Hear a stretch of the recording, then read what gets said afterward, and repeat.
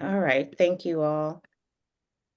The College of Ethnic Studies at San Francisco State University is celebrating the 55th anniversary of the Black Student Union Third World Liberation Front 1968 Student Strike with a Virgin Soul book discussion featuring the critically acclaimed author Judy Juanita. This semester, we will have a series of events that talk about different things surrounding the student strike. We would also like to acknowledge the passing of our former Dean, Catriona, who supported and encouraged the commemoration events as well. San Francisco State University acknowledges the ancestral homelands of the Ohlone and Coast Miwok peoples whose territory includes what is known today as San Francisco and Marin counties, and the indigenous peoples from many nations who live and work in the Bay Area. It is San Francisco State's responsibility as an academic institution to disseminate knowledge about Native peoples and the institution's history with them. The work is consistent with the university's commitment to diversity and inclusion and is essential to human rights work across the world. Now I would like to share with you all a bio of Professor Judy Juanita. We saved American democracy, Black people pushing for their civil rights. Judy Juanita is an award-winning poet and short story writer, essayist, and playwright. She grew up in Oakland and her family came to California from Oklahoma. She went to San Francisco State from 1966 to 1971 and received a BA. Judy also later attended from 1991 to 1993 and obtained an MFA.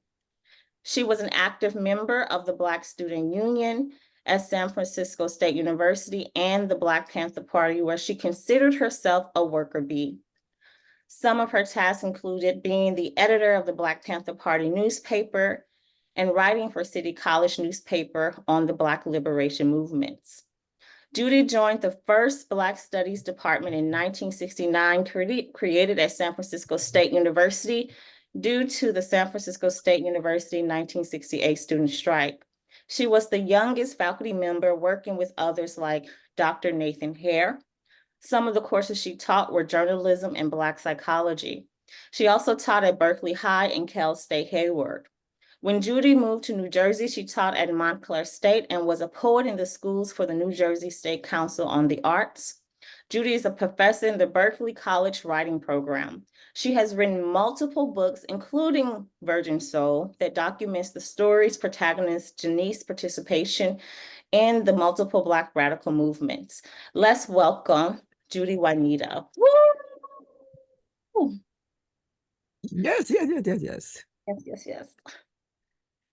So we have been graced and given and blessed with an hour of Judy Juanita's time. So I just want to share a little bit about the format.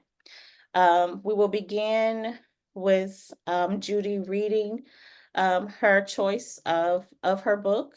And then I have a series of questions that I will ask. After that, we will open it up for the audience to share questions. Now, the way that you all can share questions is you can use the hand sign on Zoom, or you can also use Zoom chat to type your questions. I will be looking at both. Also, I would like to encourage you to use the Zoom chat to just share your comments, because I can go back and I can look at those comments and share with Judy some of the wonderful things that you are saying as she is in dialogue with us. All right. All right, Judy, are you ready? Sure. Okay. Thank you. So I'm reading from Virgin Soul, chapter 22. And basically these chapters 22 and 23 are big turning points for Janice. She has just gotten admitted to San Francisco State after spending a couple of years at Merritt College, which was then not called Merritt College. It was called Oakland City College.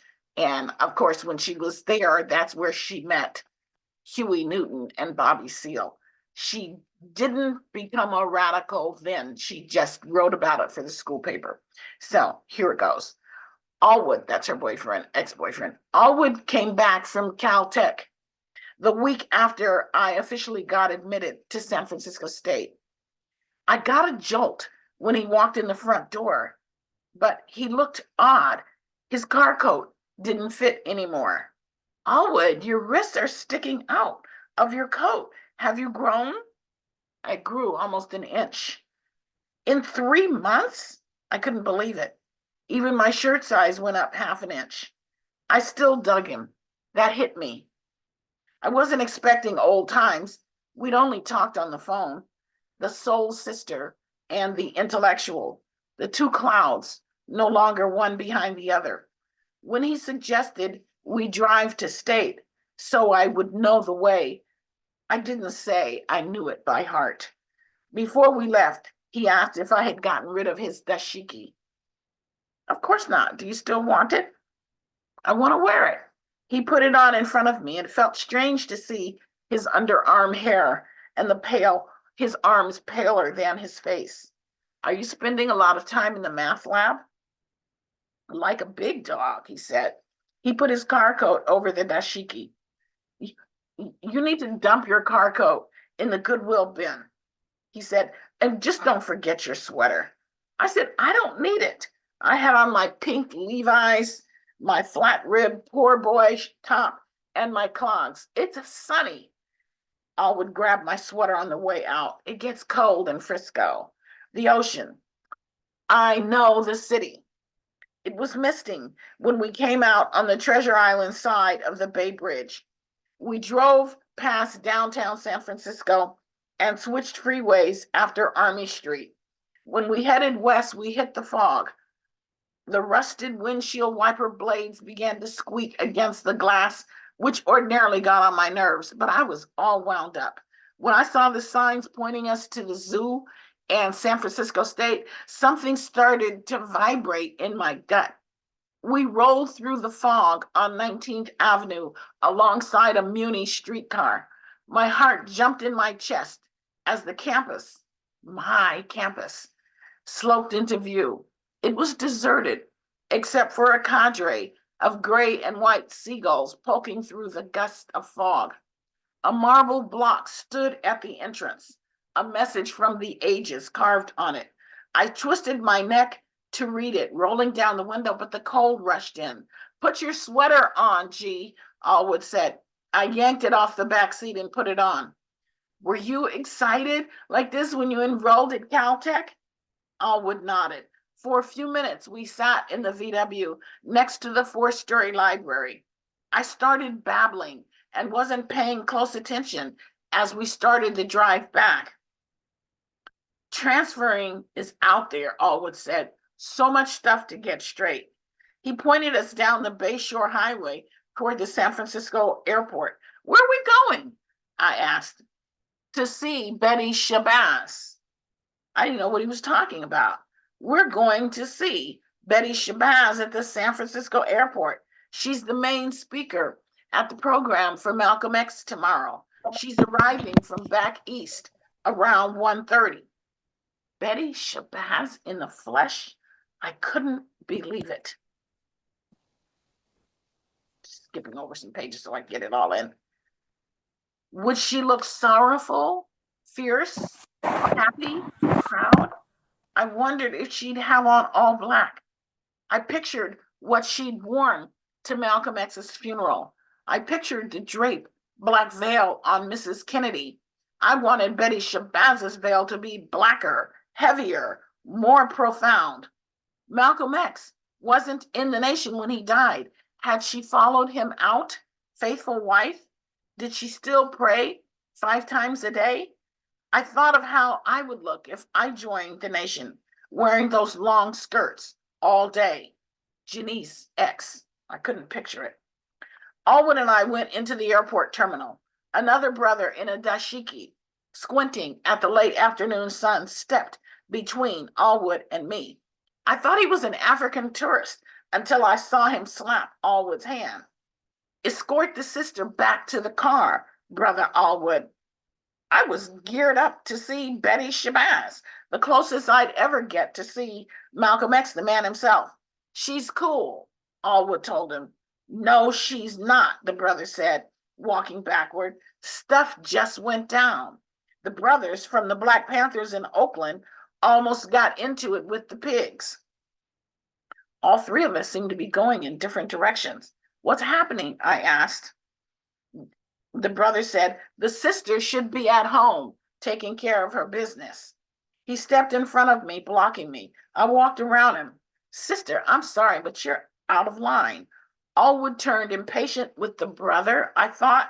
Instead, he said to me, Janice, go back and wait in the car. Wait for what? I want to meet Betty Shabazz. Sister, this is not a tea party. This is life and death. I'm together.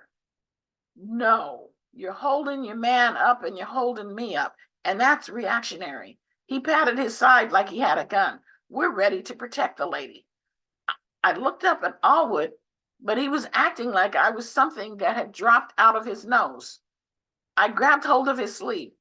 Tell me this doesn't mean I can't see Betty Shabazz. He shrugged, and the brother said, this ain't the time. Oh, I get it, I said. No, if you got it, the brother said, you would have got to step in. He turned to leave, and Allwood started walking with him. I stood there fuming, my lips poked out to the air controller's tower. It occurred to me that if I were anybody but Janice Hightower, Black girl from East Oakland, I would have been able to see her. Joe Blow from Kokomo rides on a plane for 8 hours, New York City to San Francisco, and never recognizes her or the legacy she's carrying right next to him. I started after Allwood. I knew he was listening to me, even if the other brother was a stone wall. Allwood, if I was an ordinary passenger from Sebastopol or Colma coming in on her flight, then I would get to see her. To them, she's a colored woman on a plane. They don't see Betty Shabazz, and he's going to tell me I'm not important enough to see her? See you at the car, Allwood said. Allwood, he's telling you I'm not important at all. Am I numb or dumb? Not me, sweetheart. I felt ripped off big time, but I was beginning to lose my cool. I looked around and saw more brothers with rifles lined up in twos. A gang of policemen walked briskly past me. I walked behind them, the police and the brothers giving each other the evil eye. No one tried to stop me. In the waiting area, brothers lined up near the gate. Police and two sisters with big bowl afros and African wraps behind them. I smiled. One nodded grimly. The other pointed to the tarmac and said, Sister Betty's plane is here. I got excited. The sister who had nodded touched my arm as if to calm me. An old cop, a Broderick Crawford type, walked up to the brothers with a camera. The next thing I knew, Huey Newton stepped up to him as bold and as straight-backed as he had stood in my history classes at Oakland City and said, don't take any pictures. A knot formed in my stomach. Bobby Seale moved in front of the camera with his knock-kneed self. The cop acted like he was going to take pictures anyway. For an instant, everyone there stood transfixed. Huey said, we're going to smash it. And I remembered his high-pitched voice. Then I heard him call out, jive, racist cop. Huey started talking as if he was lecturing the whole airport. If he takes any pictures, Huey said, he's going to provoke something. That's where it's going to start at. I said silently, you're not supposed to end a sentence with a preposition.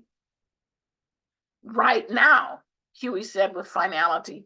The police began talking as if they were persuading the one with the camera to back off.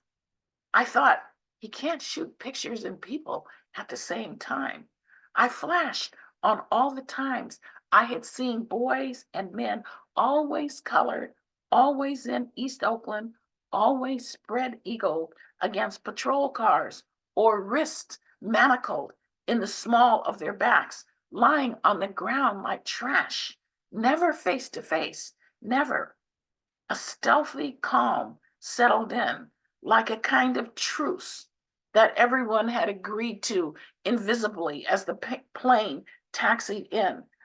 I spotted Allwood up real close to the gate, and I wanted to shout, "Allwood, you're a bystander. This is where it's at." I'd have to tell him everything that had happened on the way back. Passengers streamed off the plane, an unbroken line of white people, one after another. I wondered if we'd all come here merely to confront each other. Then I saw her. I recognized her straightened hairdo with the deep bangs, her smile between a grimace and smiling ugly. She extended her arm in greeting, and a circle of brothers and sisters, and then cops, formed around her like rings on a tree. Everyone looked so serious, but when she looked my way, I gave her my 52-tooth smile, and she smiled. She acknowledged me. My fear and resentment fell away as if she'd sheared them off. Then the phalanx of men with cops motored her through the airport like a Rose Bowl float. I was so giddy. Outside the terminal, Allwood and I met up. I was euphoric, but he looked just the opposite. He told me to drive the VW because he had to go with the brothers. He told me where everyone was headed, the Ramparts magazine office downtown. I got a little lost, but I got there. I parked the bug, got out, and saw Allwood standing across the street, listening to a brother who I could see from the back had on countrified, wide cuff jeans and a black leather coat. He was sounding on Allwood something ferocious. He was saying, "If you gonna be for real, then be for real. Petty bullshit, cultural nationalist bullshit is bullshit, dig?" Allwood didn't say anything, didn't nod his head, and didn't acknowledge me when I came up to them. "I waited for you," I said to him. "Shut up," the brother in the coat said to me without even looking at me. That pissed me off. I thought I'd left that at the airport. "What's the deal here?" The brother said, "The deal is your man ain't got no gun." I saw he was the brother from the Black House named Bebo. He didn't look like he remembered me at all. "You ain't packing?" he said to Allwood like I was there. "How was you supposed to defend her? With your fists? A dictionary? Chairman Mao says power comes from the barrel of a gun." Allwood said, and Jimmy Baldwin said, the brother popped back at him, "Don't quote that faggoty bullshit from Martin Luther King. That intellectual bullshit ain't playing here. Either you're willing to die for the people or you're bullshitting." Allwood spoke. "I know what my duty to the masses is." "No, you don't. You think the masses are asses." "I love my people," Allwood said. The brother said, "Enough to die for them? Don't lie, don't front. You couldn't front at the airport, so don't try to front me off. I know you're going to school to get your GNP degree, your good Negro papers, so you can dictate to the masses and eat crumbs from the massa. I got your number, Brother Allwood, and it don't even add up to one. Your mind is revolutionary, but your heart is bourgeois." "You're the one," Allwood said, "making a big mistake, writing off brothers with skills. The Viet Cong ain't got nothing but rice, man, and they kicking ass. Degree is your excuse." "When the revolution takes place," Allwood said, "and shit goes down, believe me, brother, the people will need engineers, doctors, lawyers, social scientists, nuclear physicists. You can wear all the Malcolm X sweatshirts and snick buttons you want, brother. Your shit is not deep. If you ain't willing to give the imperialists an ass kicking when it counts, how you gonna walk up to the victory table and say what? You was too busy studying to fight?" He shook his head. "We can train the people." "Not that fast," Allwood said. "Look at Guinea. They're struggling, man. Yeah, man. After they chase out the colonialists, the British, the French, they have to deal with rebuilding skills. Do you realize that only 10% of adult Africans can read and write? 10%. All I know is, Bebo said, pointing to the Ramparts building, those brothers in there from Oakland pull some coattail today. I'm from Oakland, man. I grew up in Oakland, Allwood said. I piped in, and I'm from Oakland, and I know Huey and Bobby from City. He stared at me and said, sister, it's not who you know, it's how you know them. He continued to talk to Allwood. Those brothers in there did a real deal, man. Huey had a shotgun. Bobby was carrying a gun. The young dudes were loaded with guns, man, loaded. The Black Panther Party of Northern California looked like fools. Man, they calling them paper panthers. I ain't a paper nothing. Is that what you want to go down as? For a minute, they didn't talk. They just stared, eyeball to eyeball. I had helped Allwood fill out his application to Caltech. I knew what he wanted to go down as because I had typed it, a physicist. You know what's the most important thing you can do? The brother said to Allwood, quit school for a year and struggle for the people day and night. Can you do that? I'm not quitting school, Allwood said. I have to get my degree or I'm useless. Your parents drill that into your head, Bebo said. There's nothing worse, Allwood said, than a smart Black man without an education. Oh, how about smart without a conscience, Bebo said. I got back in. What about all the sacrifices our parents and grandparents made to get us to this point? All their struggles were fought so we could become educated. This is a movement from the bottom up, not the top down. It's not about being better than somebody else. Not better than, I said, as good as, and able to help other people as well. Allwood, Bebo said, give the people 1 year. Even white boys go to Africa for the Peace Corps for 2 years, Bebo said. Allwood said, my scholarship's open this year. I have to finish and then help my people. Okay. It goes on, but I had to reach a finishing point. Thank you so much, Judy. I really, really appreciate that passage you said, because as you stated, it's a critical space. It really like encapsulates like what's happening during this time period, right? When we have this deep discussion of, what does, Black activism look like? Is it, reading books, right? And theorizing and politicizing, or is it, as the characters say, struggling for the people for a year, right? And, having arms. And I love the book for the way that you are able to display all parts, right?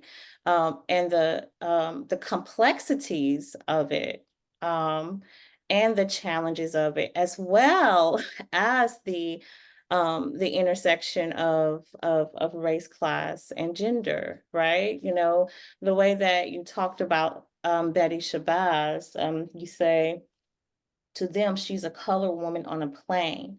They don't see Betty Shabazz, and he's going to tell me I'm not important enough to see her. Janice, right? Another Black woman who is fighting for the revolution. You're going to tell me no. So thank you so much for sharing. I would like to know, I do have a couple of questions, but I would like to know why it was important for you to say that in the book, that I'm not important enough to see her. Well, I wrote the book from Janice's standpoint, always considering that Janice was not a big deal. She was just one more person. However, I was like Janice. I was, as I said before, a worker bee, and I knew the importance of the ordinary people in the movement. Actually, they make the movement. They are the people, the unsung heroes, have to be acknowledged at some point. And that was what I was doing in writing, putting her there all the time throughout the struggles. She was always there. She was either witnessing, speaking up, servicing, cooking. She was doing something. She was always there. Thank you so much for that. And then you go on. I mean, it's just so much stuff to say. You say, if you're going to be for real, then be for real. He was saying petty bullshit, culture nationalist bullshit is bullshit, dig?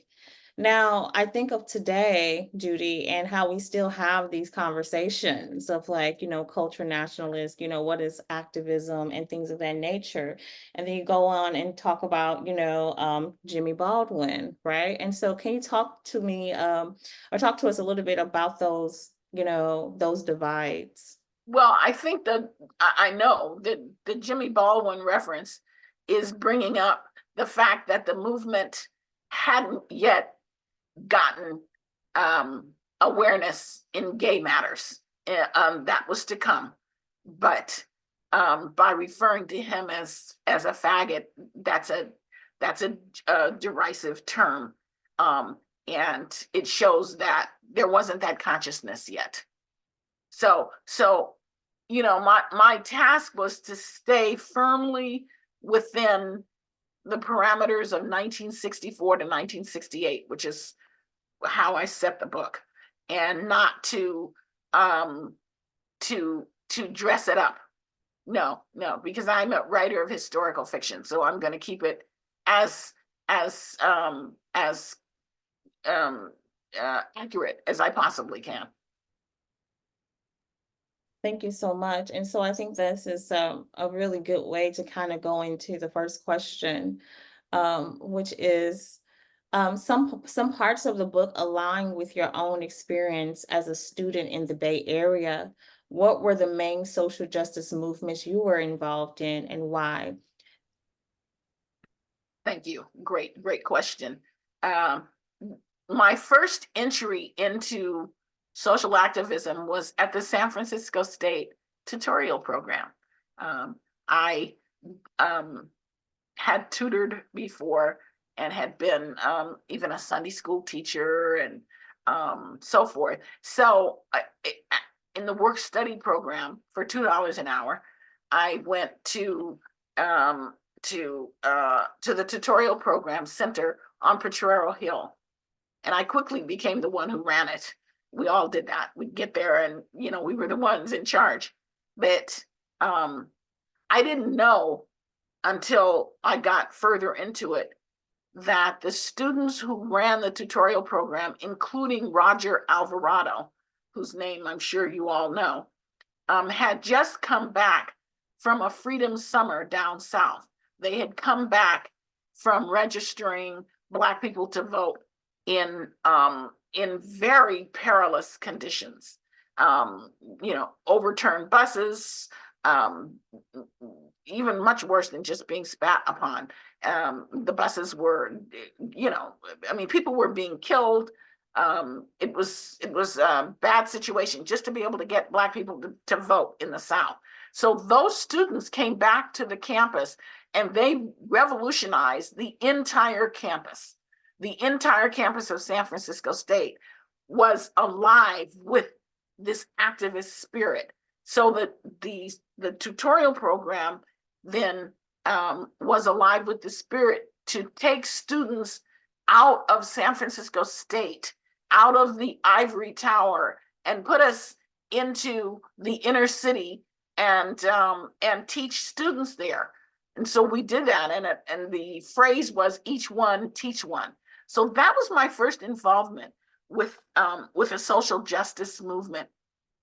From there, I became very active in the Black arts movement, which wasn't called that at the time. It was just, all these things weren't called. I didn't know I was a social justice activist.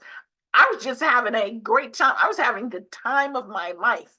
And I lived on Scott Street, right at Alamo Square. Didn't know it was an historic place, but the Black House was on Broderick Street, about 4 blocks away, and Eldridge Cleaver and Marvin X were the residents there, and they opened up that place to all kinds of political activity, cultural activity. So every day when we came home from San Francisco State, my roomies and I would just walk over there. There was always going to be jazz, singing, political education classes, great poets like Amiri Baraka and Sonia Sanchez and Don Lee, who became Haki Mathabuti. So it was so exciting. Again, I didn't know I was in a social justice movement. I was just going to the Black arts movement. I would go to Ed Bullen's theater, and I began reading poetry, and I would read often, writing some myself, reading a lot of Sonia's then. And then I joined the Black Panther Party from San Francisco State. I knew Huey and Bobby. I had prior made their acquaintance at Oakland City College. I joined the Black Panther Party with my roommates. A huge turning point. And then that was a very long and involved process. But most of us who left San Francisco State to join the Black Panther Party returned to San Francisco State armed. And that was both armed actually, gun carrying, gun toting. I carried a gun in my purse, and much deeper sense, armed with PE classes with revolutionary theory, okay, Marxism, okay, and having read Frantz Fanon. So we came back, and the San Francisco State fired George Murray, who was my good friend, and I went to Castlemont High School with him in Oakland. And he was teaching, and George at that time, George is a brilliant person, eventually got his PhD from Stanford, but he was teaching, I think, in the political education department. And he was also the Minister of Education or information. Yeah, the Minister of Education for the party. And George was going up and down the state talking revolution, and people were scared to death of George. The conservative talk radio at the time was very big, and they said his name then the same way they said Barack Hussein Obama's name in the early 2000s. They was George Mason Murray. You know, he's threatening to tear down the structure, the imperialist structure of the United States and San Francisco State. So San Francisco State fired him. We got together as student activists, and actually it started out, as many of you know, as a one-day strike. That's what we were doing, but we got it organized, and of course you know that it morphed into a 4.5-month strike and changed American higher education completely. So that was one of the movements.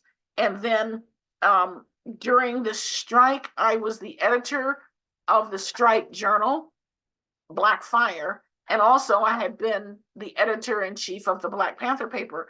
So when they were hiring for the Black Studies department, then I got hired to teach Black journalism and Black psychology. And that's where I became, as I said, the youngest faculty member of the nation's first Black Studies program. So those were the main social justice movements. I'm going to tell you, I didn't know what I was totally involved in until years later, when I could look back and kind of piece it out and sort it through. Yeah. Thank you so much for that. You're welcome. I love how you say, Janice was there. She was always there. And I'm looking at chapter 33, where she has this discussion with a SNCC representative, and it says she's outside of the admission office, and she sees several guys from the Black Student Union, and they were listening to a short brother in the uniform, SNCC overalls with the deep cuffs and chambray shirt. And he's, talking to them, about politics and, radicalizing them. And he said, we need more Black students admitted to state. There are the last days of the corrupt world and its hold on people of color, he said. We're fighting racism, fascism, and imperialism. And those of you all who got the book from the College of Ethnic Studies, it's on page 193. And Janice says, do you know about the 2% rule? And he looked at me and I was high, as if I'm high or something. And he said, sister, I'm on the freedom ride. So this discussion, morphs into basically how do we recruit, right? More Black students into the school. So can you kind of talk about that? And I'm very interested in that because right now, right, at San Francisco State University, we are losing, Black students, right? And here, Yes. in this particular chapter, you kind of begin the discussion of how we had increased the population. So if you can kind of share your thoughts on that. Yes.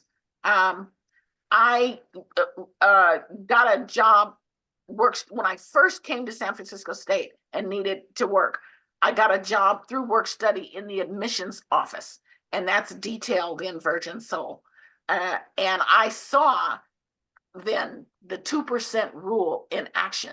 I saw the dean of the admissions office admitting what they call dumb Debs. In other words, under that 2% rule, they let in a lot of athletes.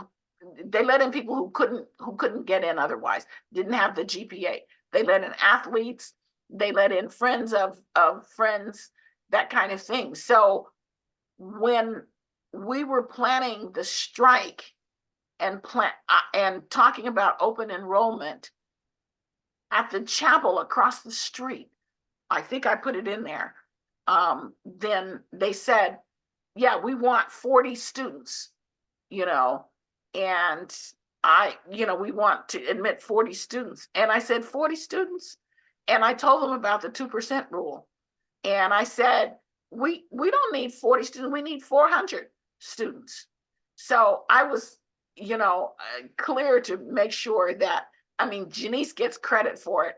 I take credit for it when I have speaking engagements. But the point is that this person with inside knowledge of how many students were getting admitted under the 2% rule pushed the brothers to 10 times it, okay? To go up 10 times. No, we don't need 40 students, we need 400 students.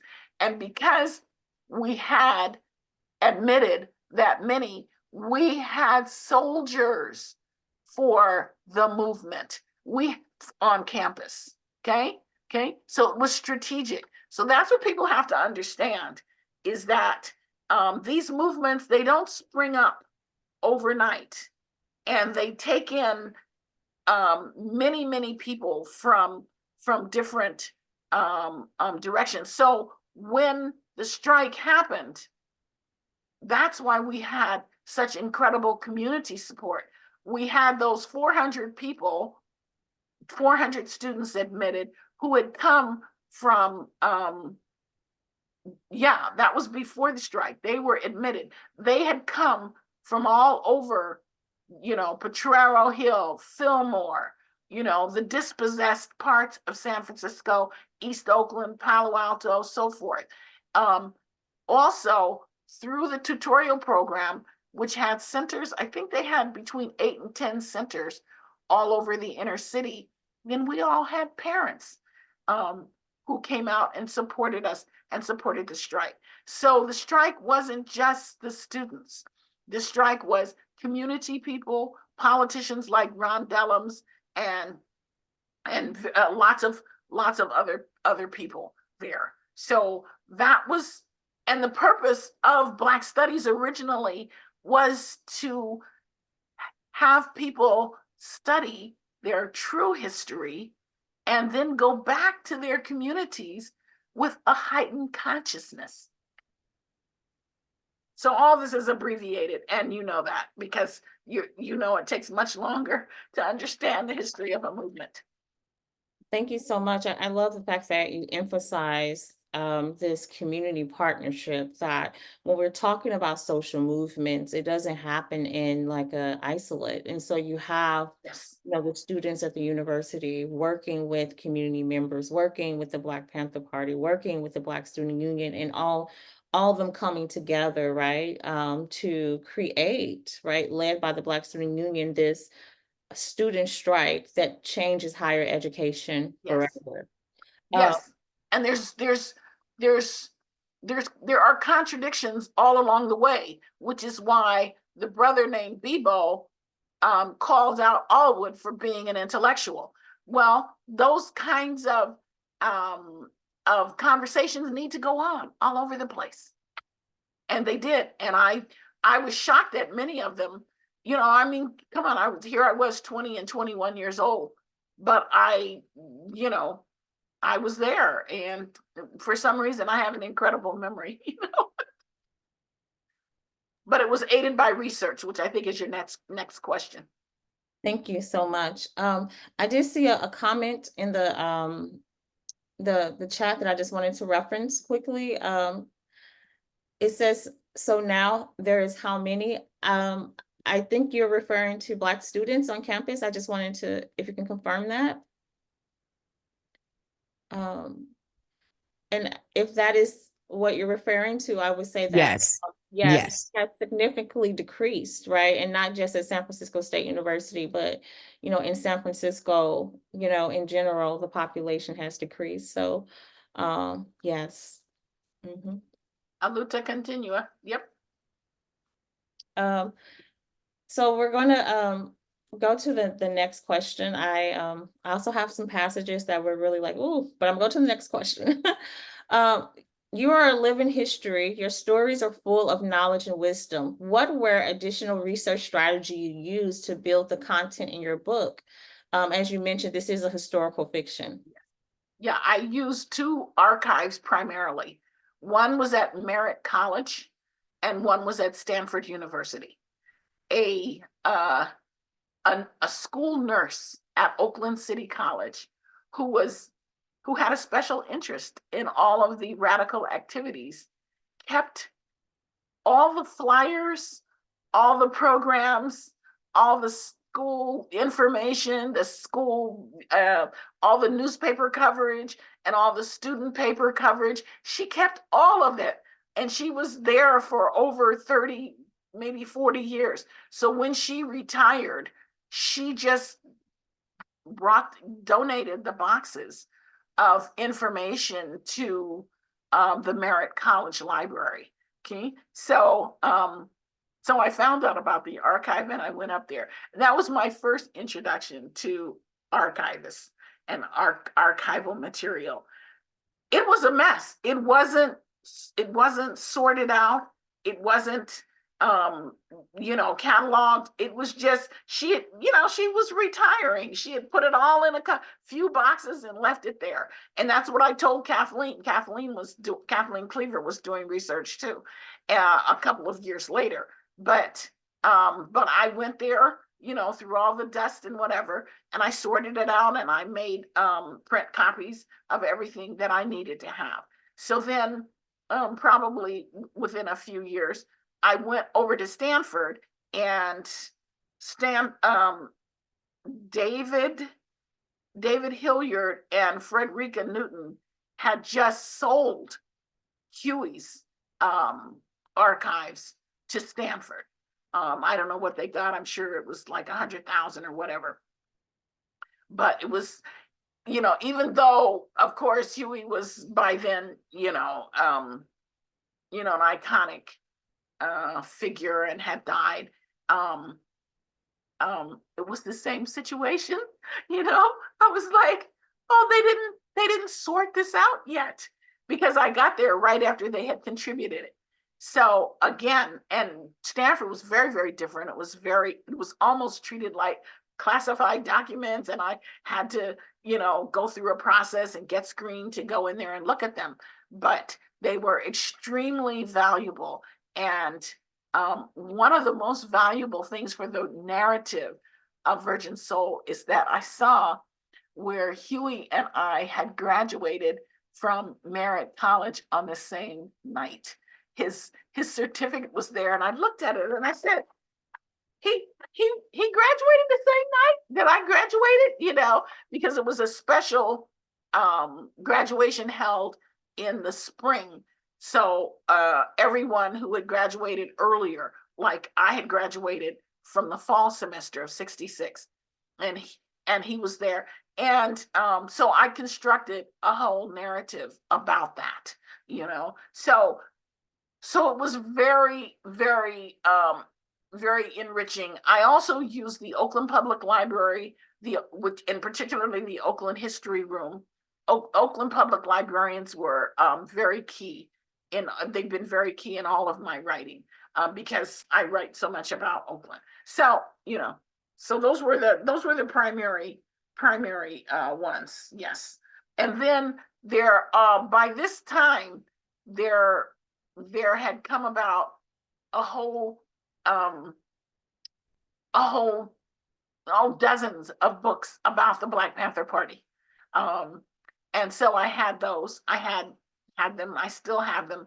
And it's very interesting because I kept all of this no matter where I moved.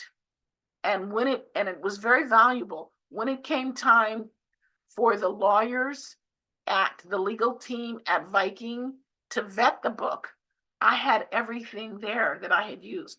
It took us about a week and a half on the phone back and forth, but I had everything because I had to verify what I said about living people in at least three. It had to have appeared in at least three different publications or places. Dead people, I found out you can say anything you want because dead people can't sue you, but live people are litigious.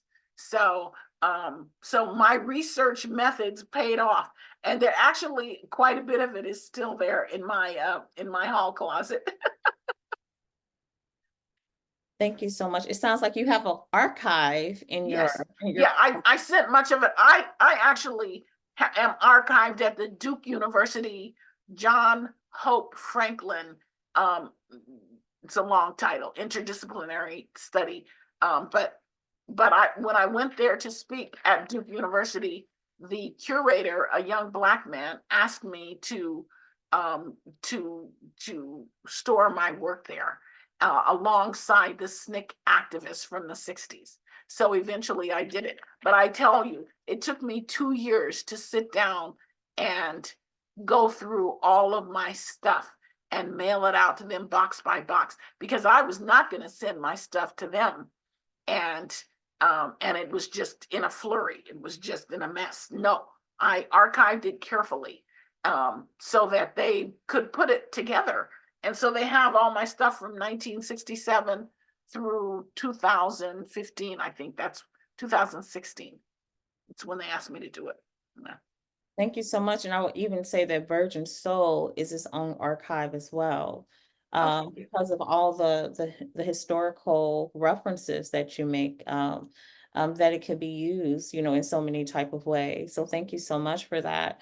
You all, this time, man, see, you get Judy on the line and you don't have enough time, but we are going to go, we're going to have to do a part 2, Judy. All right. We're gonna start asking. I'm gonna ask the audience if you all have any questions. I do want to honor the time. If we go over a little bit, we may go over a little bit, if that's okay, Judy. Yes. Oh, sure. Okay. So we have a question from Amila. Hello, thank you so much for sharing your body of work with us. My name is, like she said, Amila Charles, and I'm a San Francisco State student activist here, very involved, and an entrepreneur and a poet. And I see how I'm so inspired by how you express your activism in so many different ways. You're very multifaceted. And I just think it's amazing because in order to achieve unity and reach several different groups, it's just like learning. You have to be able to, share information in different ways. And I want to know if you have any advice for a young activist with, limited financial resources, but, with access to, free transportation from my school and time on my hands. I am involved in the NAACP and the National Congress of Black Women and the Negro Women Council and a lot of on-campus resources, but it can definitely get discouraging when you're trying to get something together and it seems like, it's not coming together. Yeah, I applaud you for wanting to do that and for connecting with those two groups. I remember about 20 years ago when they had the Million Man March, and Minister Louis Farrakhan told people to go home from the march, and he said, get active in an organization. He said, it doesn't matter what organization it is, because we're all confronting the same problem, so get active in an organization. And that's always my advice. Get involved in an organization. And when you do that, you're going to gain experience, you're going to build friendships, and you're going to learn how to change society, even if it means that you have to change that organization from within. So, get involved. I've been a Buddhist, Nichiren Daishonin Buddhism for SGI for over 40 years.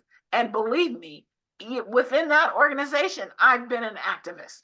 I fought against racism and sexism and ableism, all of them. I fought it. I've written up, I've come to meetings. One person said to somebody else, they said, how come Judy Juanita doesn't seem to smile a lot? And I told the person via the person, I said, because I'm fighting hard, baby. So yeah, wherever you are, if you have the consciousness, if you have the connection with the people, you're going to fight on behalf of the people.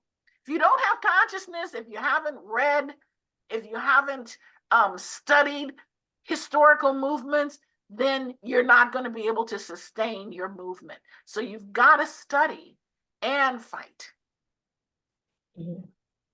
Thank you so much. I appreciate you. It means a lot. I feel so inspired.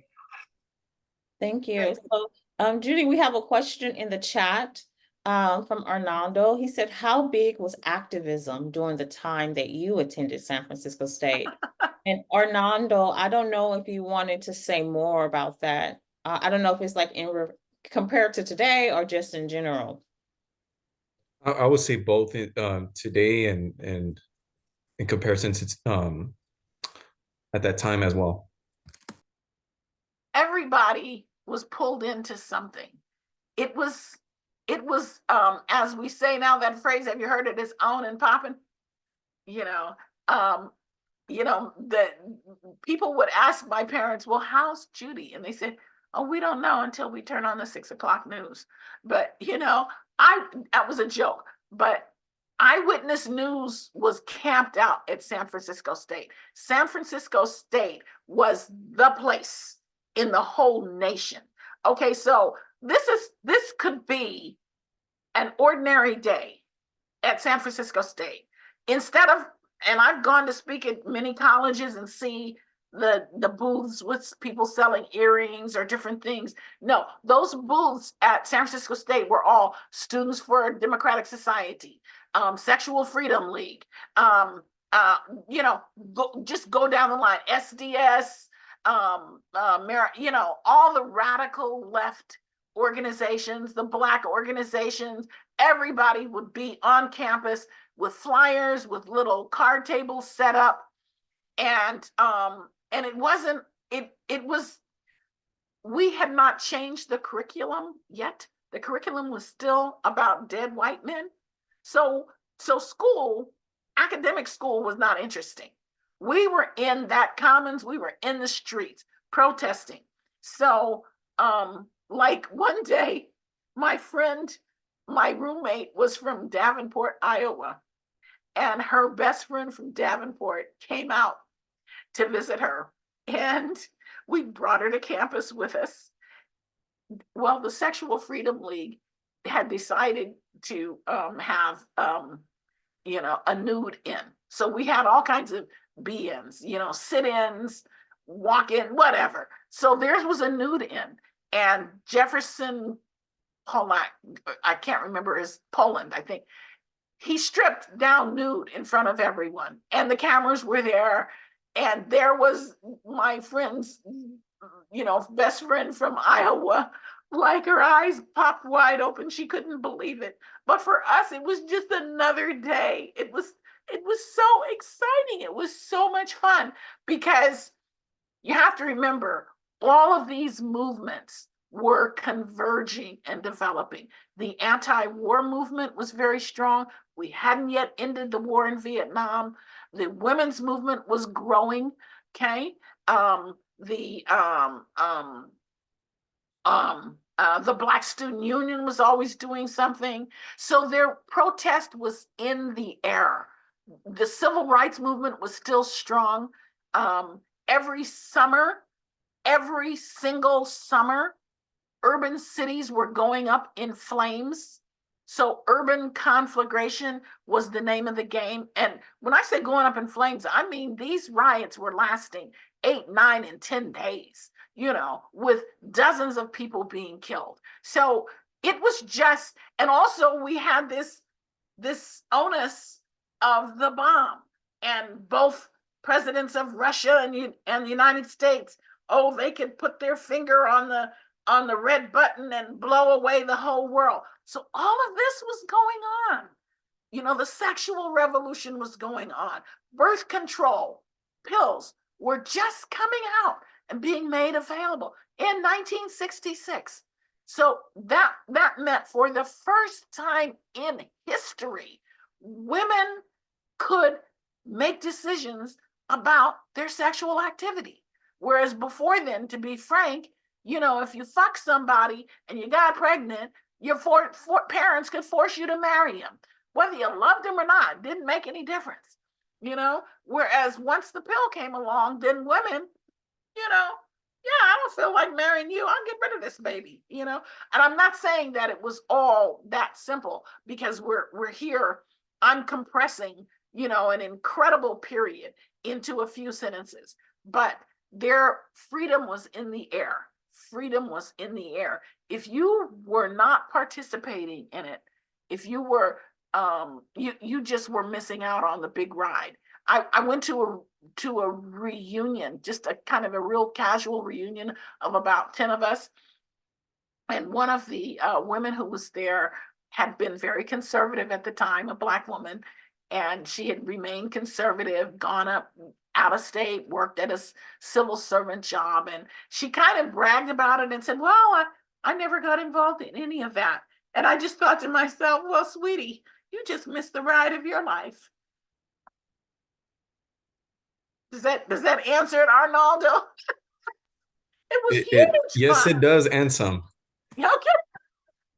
Thank you so much. So I'm just going to read a comment. There's a comment from Karine who says, it was cool to see historical figures like Huey Newton in a real life story. Most time history doesn't show that they were real people with real problems and emotions. Thank you for your refreshing view. Esther has a question. Your generation at SFSU essentially is the ceiling that is now our floor. We benefit from the Third Liberation Movement, Black Student Union, the Black Student Movement, etc. How can we continue to build our generational ceiling so that the next generation can have a floor to walk on? Great question and observation. Yes, that's what we're trying to do by continuing to speak out. We're trying to let you know that here's the baton. We're trying to pass it on to you. You have to read, you have to read, otherwise the movements don't have solidity. Okay. Not to speak of solidarity. They're not solid. When the Black Lives Matter movement came to Laney, where I was teaching, and I was on a forum with one of them, I asked her, I said, what is your platform? I said, you can't make all this up in front of the TV cameras. You know, what are you doing to sustain it? And now we've seen that the Black Lives Matter kind of fell apart. You know, they got all that money and, you know, went to, you know, spurious people, you know. So yeah, read, be involved, you know, understand how these movements develop. That's one of the things that I teach my students about the civil rights movement, that it didn't start with Rosa Parks and Martin Luther King, that it started long before that. You know, I go over the Niagara movement, which was the NAACP.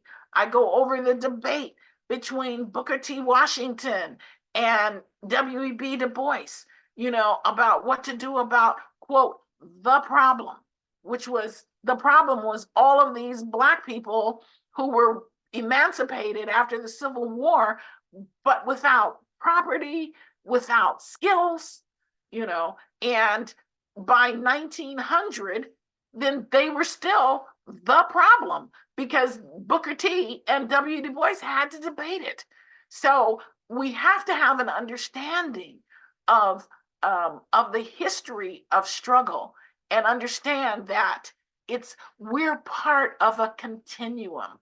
We are not new, you know, we are continuing on against something. And even in my Buddhist organization, Daisaku Ikeda, who passed just at 95 last year, said, you know, people of color have to really examine the 15th century. You know, what happened that people of color lost power right about then? Okay. And so we have to examine, you know, we have to have historians, we have to have, like Allwood said, physicists, we have to have all of these people. So it's very important to both get your education and to continue to fight that others can. And one of my friends is Brandon Nicholson, who co-founded the Hidden Genius Project, which takes Black young males and trains them with STEM abilities, you know, in the STEM fields. So we have to work on all fronts, but you personally, one person, that you don't have to work on all the fronts at all the time. You work where you are, you know, but if you don't have consciousness, nothing's going to happen, you know, because I went to Laney and I continued my consciousness activities at Laney, you know, and I was a definite thorn in the side of the administration. You know, things weren't right. I wrote letters, I pointed them out, and you know, I got known as a whistleblower, as a troublemaker. I got pointed out as that. And that's what John Lewis said before he died. He said, we need to be making good trouble. So he understood his entire life, you know, that you have to get out there and do something.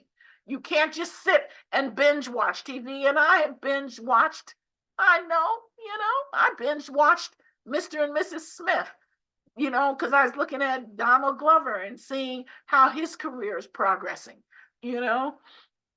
You know, I'm very happy that he put his mama on there, you know, because that's what Black people do. We're going to help each other out, help our families out. We have to bring our families along with us. So anyway, hey, it's called, see, Tiffany knows, don't get me started.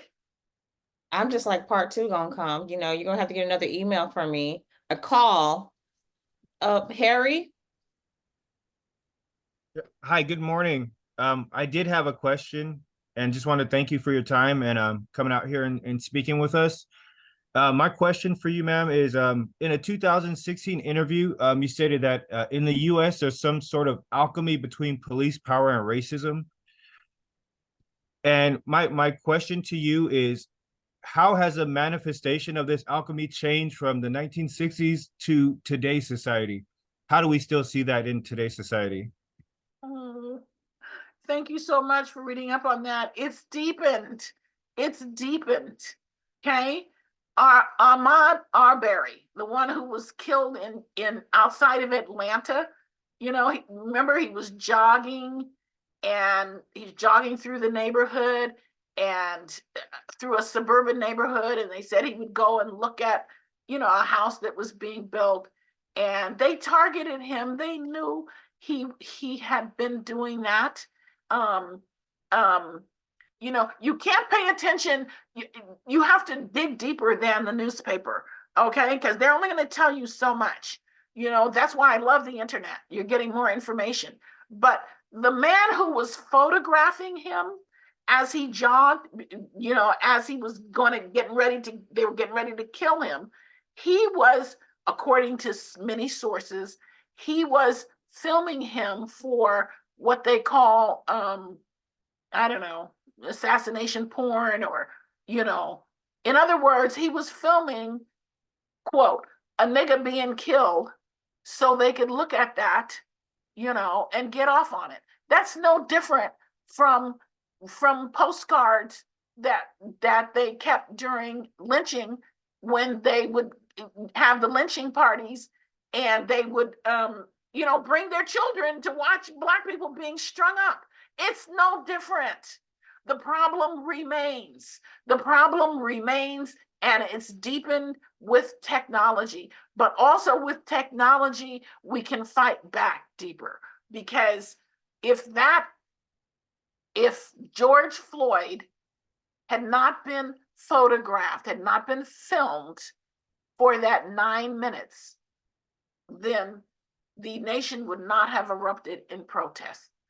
But because everybody could see it, then, you know, the raw truth about racism in this country, about the police being just, oh, don't get me started, the police just being a fucking gang, okay? That's what they are. The filmmakers acknowledged it in Gangs of New York, with Daniel Day-Lewis in the lead, you know, showing that, you know, the gangs got started in New York and then they became the police. You know, let's be real. That's what our phrase was in the 60s. Are you for real? For real? For real? You know, we'd say that. My friend Tarita is here. She remembers that. Be for real. Be for real, you know? But, you know, we have to keep being aware of this insidious nature of racism. Insidious meaning it's hidden, and we have to bring it out in the open. That's what the Panthers did. They brought the contradictions of American society out in the open, so people could no longer deny it. The police were abusing their power, you know, and that's why, even though our parents did not want us, mine just as much as anybody else, did not want us to stop our education and be militants. They want us to just go get your education and be good Negroes, you know. But our parents knew about racism. Our parents, most of them, and that's why I cover in the book, they migrated from the South to here. Why did they leave the South? Because of that kind of racism. But they came here, and because of two things, I always say, the Volkswagen, which was cheap, and gas, which was 25 cents a gallon, and the community college, which was free at that time. Because of those two things, we were able to make a revolution here in California that spread throughout the nation. But, you know, so anyway, I answered that, yeah. It kind of, this discussion of police brutality brought me to Yes. the chapter where you talk about Lil Bobby Hutton and Dr. Martin Luther King assassination, and you say same 3-day period. Yes, isn't that, you know, just reading your book and seeing again how close this happened, you know, it just kind of gives me chills in my body. And you say MLK becomes a Panther the moment the bullet took him out. Lil Bobby Hutton become a peer of MLK and MX the moment the bullets take him out. In this time, martyrs, death joined all the factions of the movement in one grieving line of rock-hard resistance, one long line twisting around the USA, Caribbean, Great Britain, Africa, and Europe. Yeah. You know, last week I looked at the memorial service for Dexter King, Martin Luther King's youngest son, who died at 62. It's worth looking at. It's worth looking at. Yes, there's plenty of singing, the gospel songs, Stevie Wonder, da da da da. Then when Bernice King, the daughter, and Martin Luther King III got up and spoke, they both talked about how Dexter how the family had brooked such criticism from interviewing James Earl Ray, who was convicted of assassinating Martin Luther King. However, they said, but we don't believe he did it. We believe there is a greater conspiracy. I was shocked.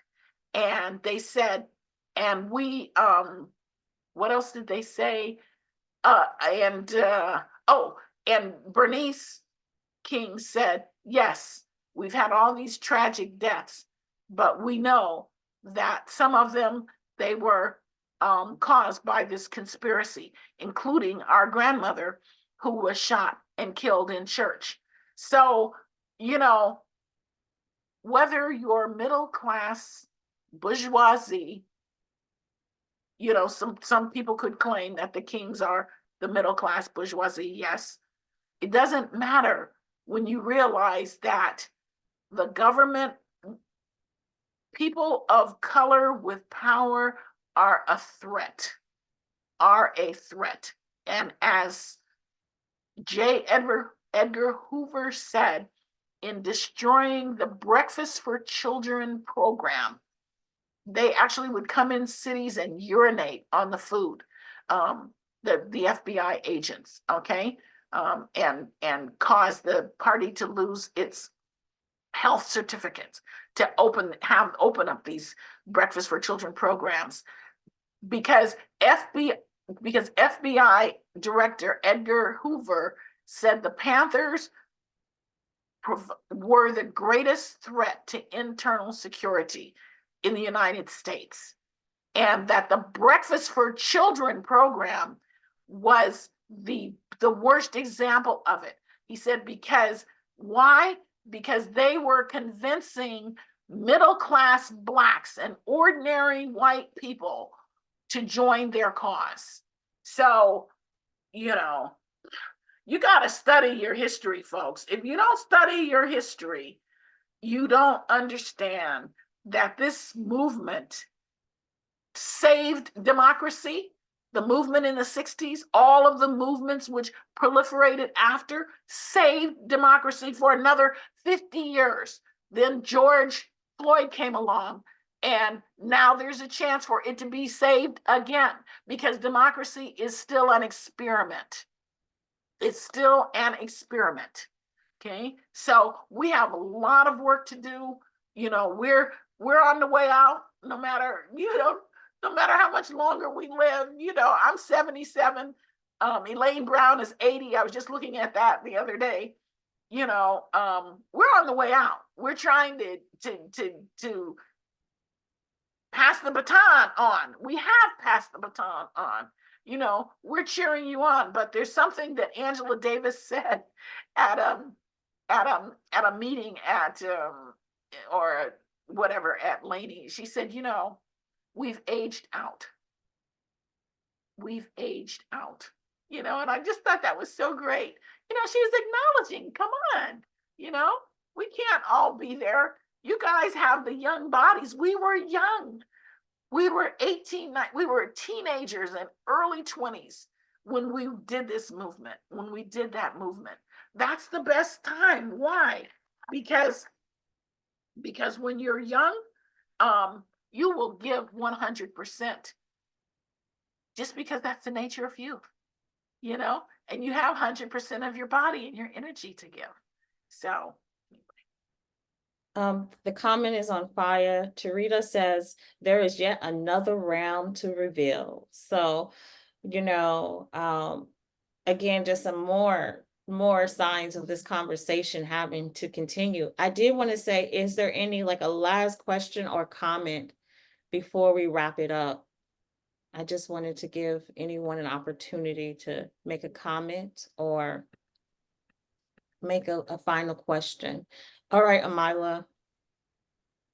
I just had a comment. This would be a great discussion to have with Black leaders on campus and even like our Black organizations on campus. It's very influential. And I like how you stress to read because, you know, a lot of information is easily accessible and short and little blurbs. And I feel like um, it's it's hard to push forward in certain areas when so many people are misinformed or only reading part of the story or not, you know, turning back around and reading the literature of those before them, because it not only helps with knowledge, but it helps with like being inspired and being encouraged to persevere instead of just being like, oh, this is too hard, maybe I should give up, or maybe I should just, you know, quit. And so I think this would be something great to have in for you to come and speak to, you know, the Black leaders in person if you're comfortable in the future. Sure, sure, sure. One of the greatest realizations I had over the past few years was to read a book called Reformations from the 14th to the 16th century. And what it was, you've all heard of Martin Luther, okay, who posted the 93 Theses against the Catholic Church on the door at Wittenberg. So the book looks at the 200-year struggle of Protestants. Remember, the word Protestant has the root word protest. The 200-year struggle to break the hold of the Catholic Church on the world, on the Western world. The Catholic Church had that hold from ancient times. And this struggle, whoa, this book, it's a narrative, it's great historical,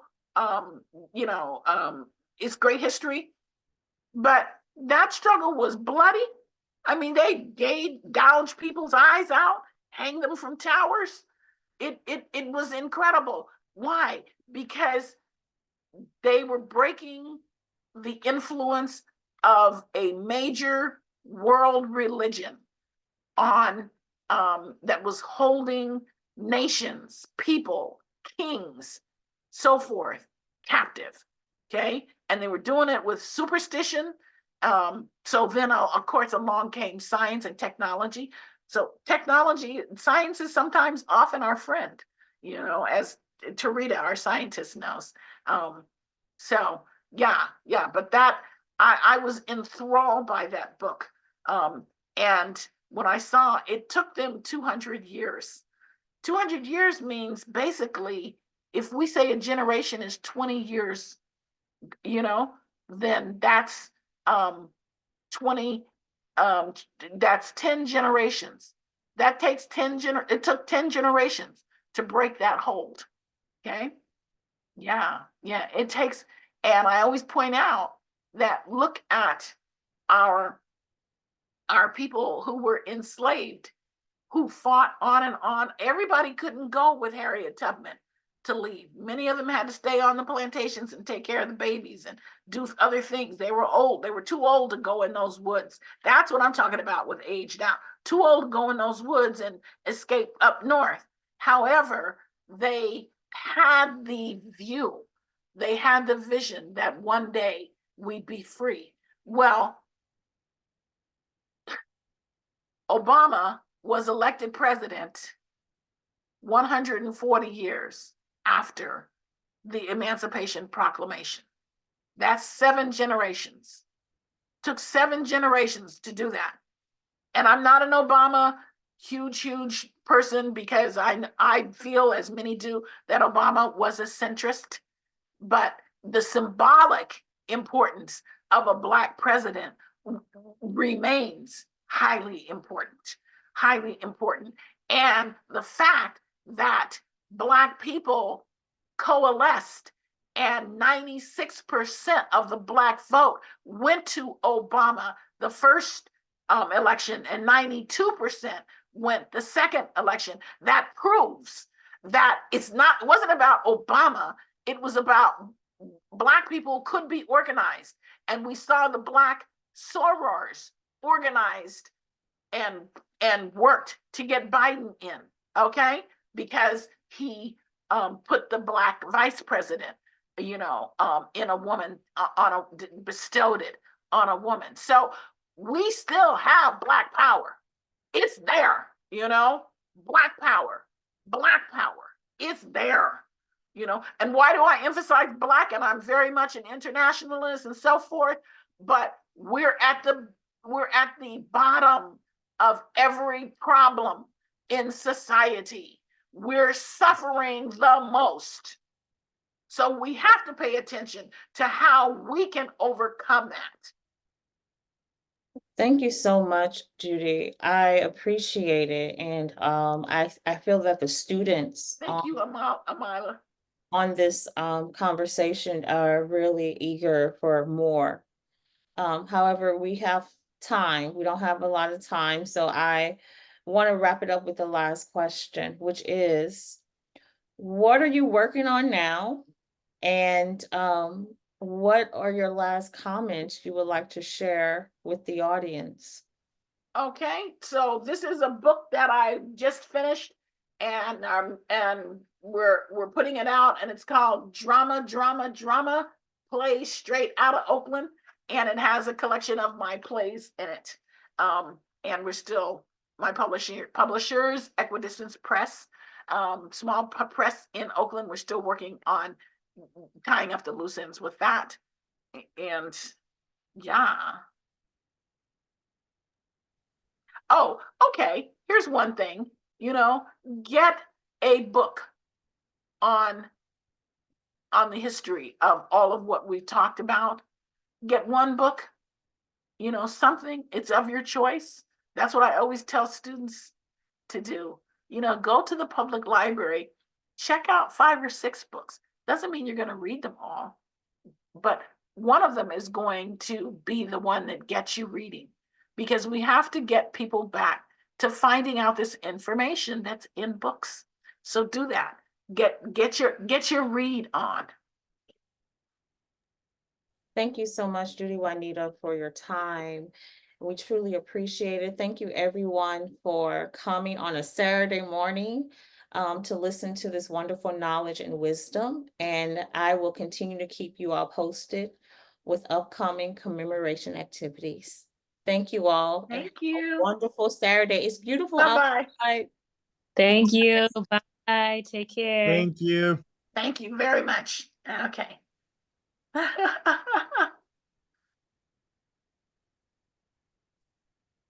Thank you, Tiffany. Thank you so much, Judy. I appreciate it. Job well done. Yeah.